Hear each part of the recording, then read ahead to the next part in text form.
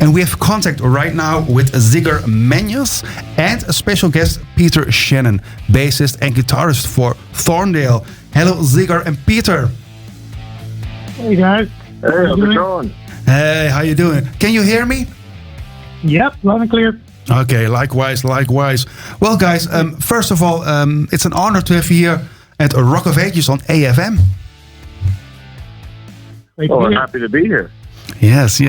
Peter, and you're calling from Canada, right? That is right. I'm calling from Canada. Yeah, well, so far away and yet so close. Yes. It's a small world. It's a small world. Yeah, well, guys, thanks to Martin, we have contact together, so that's good. He already sent us a few songs from the new Thorndale EP, Spiritual Change, which it sounds absolutely killing. We're going to talk about that, of course. But first, guys, can you tell us a little bit about the beginning of Thorndale? How started it all up? Sure. Peter, you want to go ahead? Yeah, no problem. This is one of my favorite stories to tell now. Yes.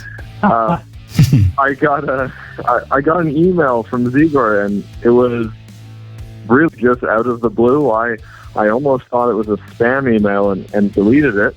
But it was it was just asking if I wanted to write some stoner style metal together. Mm-hmm. And I thought, I mean, sure, it's worth a try. Yes. So we talked a little bit and very quickly came up with the ideas for what would become Lightning Spawn, the title track off of our first release. Mm-hmm. And I mean, it just developed from there. We seemed to have a chemistry right away. Yes. And we just kept writing. Yeah, but you guys live very far away because, Zigor, you're original from Spain, right? That's right. I'm in Harlem now. I think you know that. Yeah. When we met, though, I wasn't even back in Europe. I was in Singapore. All right. Okay. Where I lived close to a decade. Now, Gus, our singer, who's not here tonight, he was also living on the island. He was also in Singapore with me. So that's kind of how that part of Thorndale started, if you will. Yeah. So yeah, I found Peter. I found his main band, Primal Charge. If you haven't listened to it, go check it out.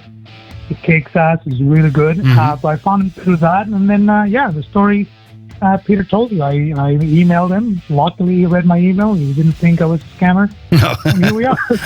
And here we are. Yeah.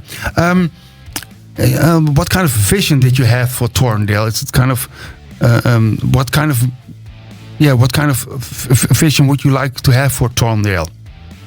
Yeah, so maybe I can start with what we had in mind, and then how that changed or how that developed and how it is developing. So back in the day, so again, I think Gus and I, again, our singer, were in some bar in Singapore, and we were listening to some, I don't know, early Sabbath albums or whatever. We're big fans, all of us, four of us are big fans, and I think, I don't know, it might have been the 7th beer or the 8th beer, and then we said, you know what, it'll be cool to start a stoner band. Yeah, let's do this. Yeah. And then, a joke turned into a reality, and we kept talking about it, but that's when I kind of sneaked out and went to find Peter. Yeah. And the idea of what I said to him is what I had in mind was I love spiritual beggars. Yeah, oh, that's a great band, yes. Yeah, I love them, right? And I went if we could do something like that with some Sabbath. But, you always say, we could do this, I want to do that, but you end up doing something different. So Lightning Spawn is what came out of that, which is, I don't know how you would define it, early heavy metal with some southern rock and some stoner, I don't know. Yeah. But the vision now, and I'll let Peter talk in a second because I want to hear what he has to say, but I think the vision now is really finding ourselves, and you see a little bit of that in Spiritual Change. Yeah. I think things are coming together for us. We're starting to kind of understand how we operate together as a band. Peter, over to you. Yes, because you are now a few years later, you know each other better, and perhaps you are better musicians now, and that's developed at Spiritual Change. Yep, that's right. Yeah. I mean, it really, Black Sabbath obviously was kind of the original idea, right? Just along those lines. Mm-hmm. That's definitely what I had in my head for that first song.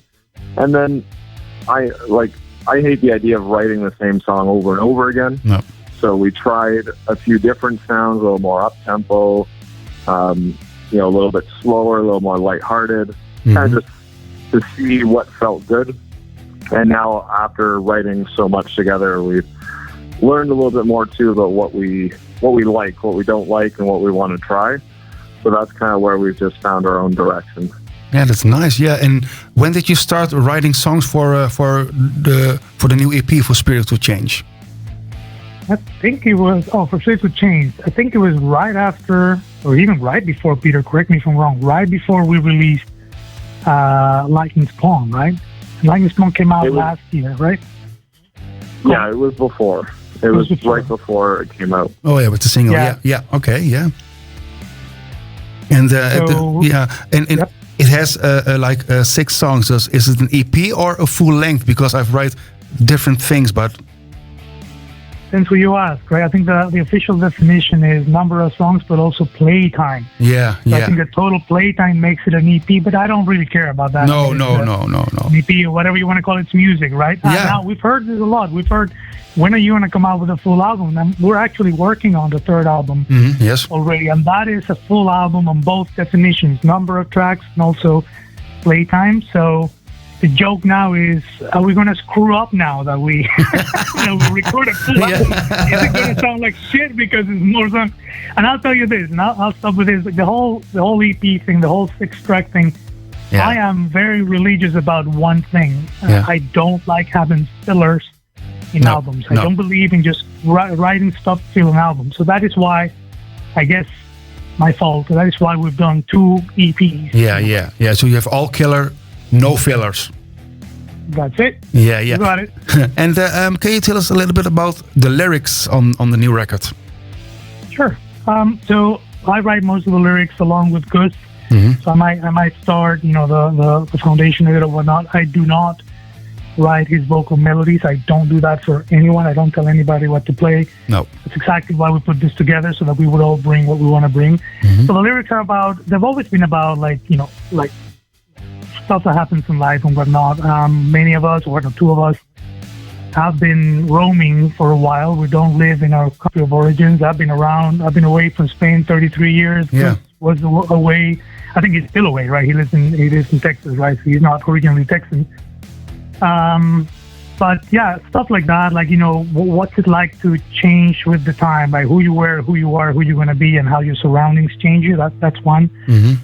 For instance, a song we've heard, a lot of people like 20,000 Souls. I don't know that people know the meaning behind that song.